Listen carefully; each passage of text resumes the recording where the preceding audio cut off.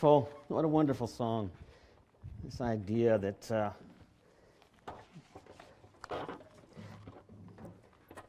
we know what we ought to do, we know what we ought not to do, and yet thank God for grace and thank God that we learn. Everything that we do in here, we sort of talk about the ways in which we create connections or find connections, and so I've decided to start doing different things throughout the service. There'll be unusual objects here and there, and maybe you'll start to put those together as well. This morning we're finishing up. Next week I'm actually going to complete the series on the Ten Commandments, and I want to talk about Sabbath time. It's something that I don't take enough of. I don't know if you do, but I think it's perhaps the most critical. Certainly metaphorically in the creation story, there's one whole day out of 7 committed towards this idea of rest. And yet I think it's true for us that in our busy week schedule, in our completely 24/7 online reality, that we take less and less time that's really set aside to remember how to connect again. And that's the challenge of all of these texts, I think. That's really what these commandments are about, learning how to connect. Now we think they're really more about rules. Don't do this, don't do that. But the reality is we understand that, right? We understand that concept. But still, with these things, we live in fear. So I was thinking the other day about Amazon, because I do everything with Amazon now. Amazon is sort of like my third best friend. And it's always there when I need it. At any hour, at any time, I can order something and it will show up, sometimes that same day. So it's just like this wonderful addiction. And yet there's this other side of Amazon that kind of worries me. It kind of reminds me of something that I don't like to be reminded of. I don't know if you saw the most recent device that they've got, this thing called Amazon Key. Right now, because maybe you experienced this, or some of you knew about this kind of thing. We had a little bit of this happening in our neighborhood. You got your package out there, it's delivered, and then before you get home, it's not there. So now Amazon's constantly getting these calls when their package may just be delayed, but now you think it's been stolen. And then we're in a neighborhood association online, and so we've got all of these suspicious things happening. There's a person walking down the sidewalk. Keep your eyes open. I mean, you just have this suspicious kind of reality because things have disappeared now. We just get connected. We get tied. We start clinging to these things that we buy and that we own, and we worry about them getting stolen. And so Amazon Key is there. And the way that it works, of course, is wonderful, because what you do is you now have a padlock and a Wi-Fi system built into the lock, and it's installed on your door, so now that the delivery person can come into your house at any time they want to and deliver the package. Who feels wonderful about that?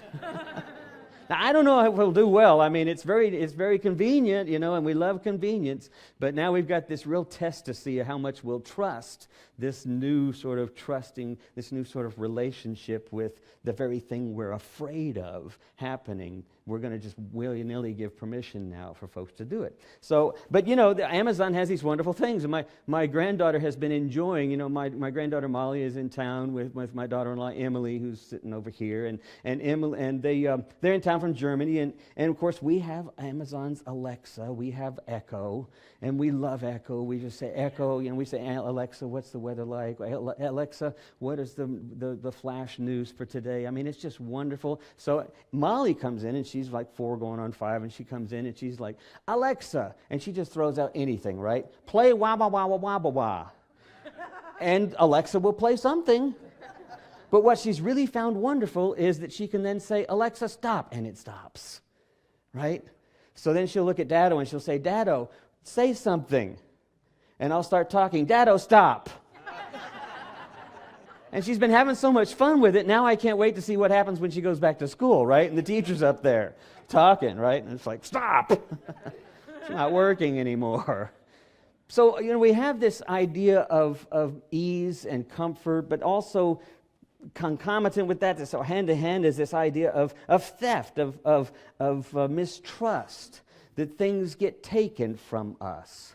Things are out of sync. And I was telling a friend recently that we're going to be going to Germany to visit them, sometime during the Christmas holiday. And I was saying, like, it's going to be wonderful. We get to see all the Christmas market in Germany. And you've heard about the Christmas markets in Germany. It's just amazing. And my friend said to me, you be careful. That's where those terrorists ran over all those people. And I said, oh my gosh, that's right. And for just a moment, I fell right into it, right? I'm not going to, wait a minute. There are hundreds of Christmas markets. Which one? And they looked at me and they said, doesn't matter, you should just be scared. That's our go-to position. It's our default place. We go there naturally. We go to mistrust. We go to scared. We go to doubt. We go to self-sabotage. It's our natural default position because of our DNA and our makeup. And so these commandments come in here and they say these don't do this, don't do that, but there's something behind there that we're not really understanding that I think is a problem for many of us. You remember when you were a child and your mom or your dad said don't do this, and what was the first thing you wanted to go do? Right? It's something about this whole don't do's that I'm more concerned about wanting to then suddenly go try that. It's like telling the child to stop running. And they stop for a second, but now they don't know what other option there is. Stop or run, stop or run. Something else is missing, something's out of sync. My uncle and a hunting buddy of his, were telling me this story. My uncle told me this story. It happened to him years back. But he said that he was at an intersection over on Camp Bowie. And they're hunting buddies, so they were out, and I don't remember which part of Camp Bowie, but they were at this intersection and they were eating at this little cafe, or it might have been even a stop and go. But he said they happened to look out the window and they saw a strange sight. They saw a badger in the middle of the street. Now, Rivercrest is not too far away. There's the levees, there's the river, the river tributary and stuff. And he said, we saw this badger, and it was sort of like this badger was just standing there in the intersection, stunned, like, how did I get here? What am I supposed to do? And it wasn't moving. And my uncle looked at his buddy Luke and said, well, we got to go save that badger. Now, normally, if the badger were out in the woods, they might have a rifle with them. But here, this was completely out of place. This just didn't make sense. So I said, we got to do something. We got to go save this badger. And traffic was moving this way and that badger was just stuck. So they dodged in through the traffic, and then they tried to get on either side of it, but that badger saw two other animals coming toward it and immediately did what a badger would do. And it reared up with its claws and its jaws, and my uncle said we kind of backed off at that point. And yet here was this badger. So one of his buddies that was there at the store said, well, I've got an old box. If you can trap the badger in the box, we'll rush it off to the zoo or to the nearest woodsy area and we'll drop it off. And so that's what they did. My uncle said they got on either side of this badger and rushed it with this sort of FedEx box, They kind of rushed towards it, and the other guy came at it from behind, and the badger dodged into the box. They quickly flipped it over. My uncle's like, what do I do with it now? And they got Scotch tape because that's all they could find, and they just taped it up as fast as they could. And then they set it on the side, on the little bus stop bench right there. And the two of them went around to get the car while the other one went inside to wherever this place to look for like an address. They're going to look for the address of the local Humane Society or something, animal protection. And as soon as they turned around and looked out the window, a station wagon raced up next to this bus stop, grabbed the FedEx box, threw it inside the car, and sped off. And my uncle said that his buddy looked at him and said, Mac, that poor little guy. And my uncle looked back at him and said, poor little guy? Those stupid thieves have no idea what's going to happen when a badger figures out it can get through a FedEx box pretty easily.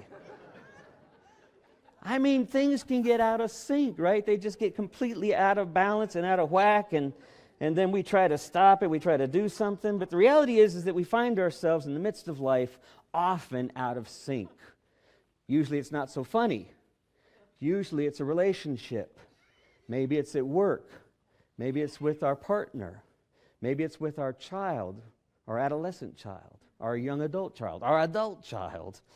Maybe it's just an average day encounter, but things often feel out of sync, and how to respond to them becomes a challenge.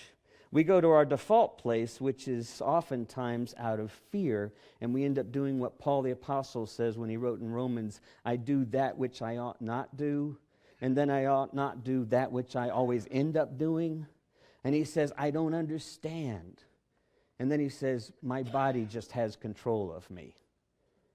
Well, of course, he was talking out of a dualistic mindset of an ancient Greek understanding, but the reality was he's probably right.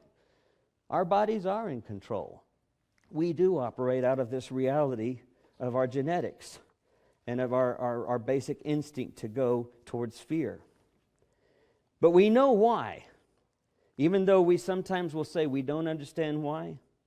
But it's the why that we did something we clearly knew we shouldn't have done in the first place that often has us befuddled with a kind of dumbfoundedness. Tell me to stop doing something self-destructive or other destructive or divisive or self-sabotaging, and I personally won't be able to stop those actions until I begin to understand something very important, and that is that it's not about me. And that's always the hardest place to go, is to recognize it's not about me, because of course it's about me. It's about my fear. It's about my anxiety. It's about my impression that I give you, and whether or not you like what I do, or whether or not I'm successful. Of course, it's all about me. And that's where we find ourselves when Jesus is telling his listeners. You remember when he told his listeners, he said, after a whole day of talking about blessed are the poor, blessed are the meek, blessed are the peacemakers, and he said this thing, and then he added, you've heard it said long ago, don't kill, don't murder. But I tell you, when you hate someone, you've already committed murder in your heart. Remember that? Now wait a minute, what? I mean, couldn't you hear that if you're just sitting there and you knew the law, because you were supposed to know the law, you're a good Jew, you knew the law. He says, all right, you've heard that, don't commit murder, don't kill, all right. If you hate somebody, you're already killing in your heart. Now they're sitting there going, now wait a minute. Not at all, excuse me. I hate this guy right here. He's still here. He didn't die. I'm just using you as an example. I know it, I'm sorry. Feels weird, doesn't it? Feels like, what? No, you don't. But the reality is that's not what Jesus is saying at all. What Jesus is saying, it's not about him. Right? You're already killing yourself. That's where we miss the point. He's not saying if you hate someone in your heart, you're already committing murder, you're killing them. You're killing yourself, because you're already slamming down the door on that connection.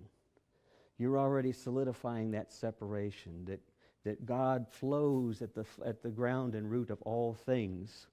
And when we fail to act on that and we fail to see that, we're already committing those crimes, so to speak, in our hearts. We're already separating ourselves. Marcus Bryant, one of my Doxy, come on up here with your thing. Marcus Bryant, one of my psychology professors in seminary, used to say this, and you've heard me say this time and time again. He said, the biggest challenge that people face, and it's true for all people. He taught at the Bright Divinity School, by the way. He said the biggest challenge for all people is that everyone, doesn't matter what their background, doesn't matter if they've forgotten and they're filled with hate and violence and revenge and judgment, it doesn't matter. It's that everyone longs to know their source. Everyone longs to be connected, to have this sense of belonging. I used to talk about that idea that we all wear the little sign on our shirt that says, love me, right? Just love me. That's all I need. I don't really need you to do anything else. Just love me. And everybody's wearing it. Marcus Bryant said it's the deepest seated longing in our hearts. Think how amiss things are because we don't recognize that. Because so much of our culture is bent on reinforcing the disconnect. All right, I guess we're going.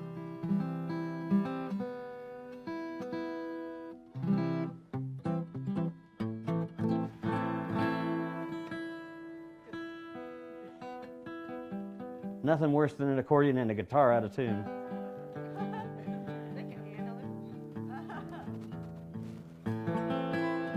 it. So this is a song that Peter Mayer wrote. It's a great song for this season because of what's coming up this week, but it's also a great song to remind us that sometimes the biggest challenge for us is to begin to question presumptions enough.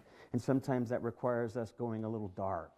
Sometimes it requires us going a little bit silent, questioning, beginning to explore scary territory, to begin to open up to the possibility that it's all right and that everything's going to be okay as long as we remember that connection. So here's a wonderful little song called The Dark.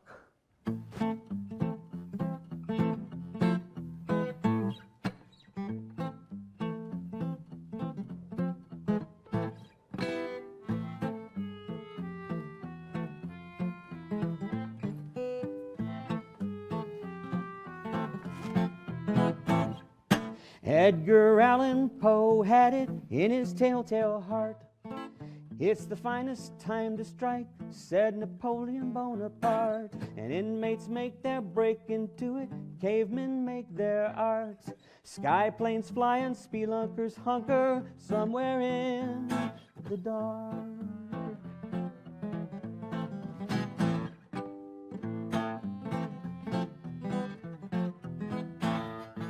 Batman catches criminals in the dark of night, saving Gotham City from evil's design. Darkness, lovers loving and dreamers tend to like. And if you think you're neither one, well, in the dark, that's just what you might become.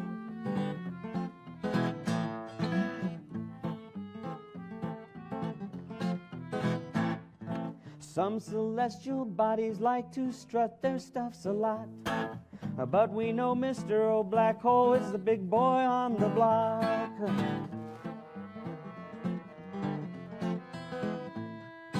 But we know that King Tut, he looked pretty comfort in that old dark tomb.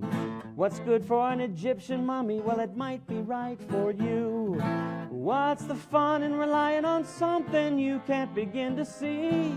That's just so passé when you run toward the light. Why not make a dangerous tryst with mystery? It's downright frightening, hold, watch your head, but down you go.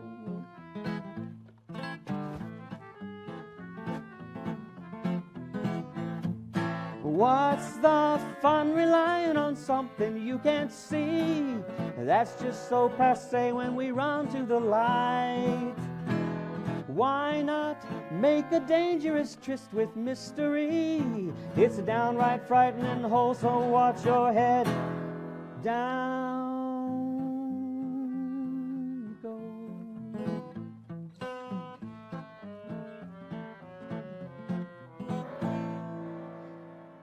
Larry lost his inhibitions, Sally left a spark. Jacob saw a mystic vision somewhere in the dark. Black cats eke out a decent living, monsters make it far. You might find just what you're missing somewhere in the dark.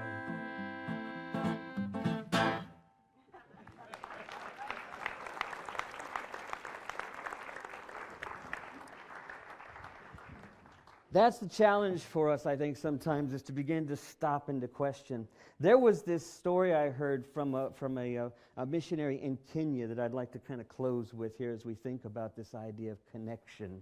And apparently, in the oldest of traditions, it's not that unusual. We see it in our own communities when we have a meal together and we all bring food, and we come from different families, households, but we all bring something into the pot and sort of have a feast together, a covered dish supper or whatever. But there they have a celebration once a year that would happen in the fall that would celebrate their community, the harvest. It would celebrate all that they're about.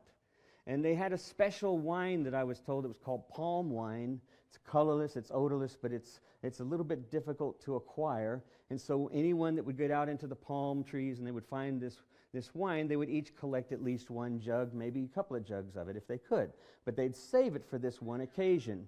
And so the chief calls all the group together and says, we will have a feast tomorrow, and we're going to bring all of our palm wine and have a great punch together. And we'll drink from it, a common bowl together, and we'll celebrate this common celebration with all of our palm wine contributed. Now, it was a pretty important delicacy. And you can imagine that from time to time, someone's bound to lose their sense of focus. Someone's bound to fall a little bit out of sync. It seems to happen in communities all the time when we forget where we are, or what we're a part of. And so certainly, sure enough, one fellow goes back to his hut and he starts to think, there's a fair number of people in this community. All I have to do is bring my jug tomorrow, but if I fill it with water, nobody would know the difference. I could enjoy the palm wine myself. Maybe I'll have some of my family enjoy it with me. We'll have a pre-celebration celebration. Made perfect sense to him. And so he went and got his jug, and he celebrated that night. Then that next morning early, when no one was watching, he went down to the stream, filled it with clear water, and happily made his way towards the festivities, thinking to himself, no one will ever know. Everything will be just fine, even though my jug will be filled with water instead of wine. So he poured it into the pot. Everyone else poured theirs into the pot. They stepped back. The chief took his cup, dipped it in. Then everyone else followed suit, took a cup and dipped it in. And then waited for the chief's pronouncement, his celebration, his toast to the whole community, to the importance of the community, to how life moves forward when we remember to stay connected. And then they all put the cups to their mouths. And their eyes looked a little surprised as they turned to look at each other. Not so much suspicious, maybe a little guilty, because every single one of them did the same thing and thought the next one would not. And what they tasted was not wine at all, but water. No one will ever know. It'll taste just fine. Mine will be the only one that doesn't make a difference. We think that in terms of everything we do, not just being a part of community here at church, but in terms of everything we do. We sort of pass by those momentary opportunities when our heart might flutter a little bit and say, maybe I should respond to this. Or maybe this kind of makes me excited. I wonder if I ought to jump in and do something. That's how those little libraries got started, by the way, in case you didn't know. Those little book libraries that are in residences. Because one guy loved books so much and realized there wasn't a library nearby, he just acted on his joy. When's the last time you acted on your joy in a way that added to community? That's what our opportunity today is. The rich man says, I just want to inherit life, eternal life. Do you know what he's actually saying? He's not saying heaven. He's saying, I just want to feel like I'm a part of things deeply. And Jesus says, well, you know the commandments. And the guy says, I do those righteously. And then Jesus says, something's missing. Something's disconnected. Something there that you're longing for. But in order to get there, you're going to have to sell everything and then start following me. He wasn't talking about money. What is it that keeps you from experiencing that sense of connection? Maybe it's your own self-doubt. Maybe it's your own anxiety about succeeding. Maybe it's your own fear. There are so many things we cling to that until we learn to let go of them, we will never experience the very thing we long for. Amen.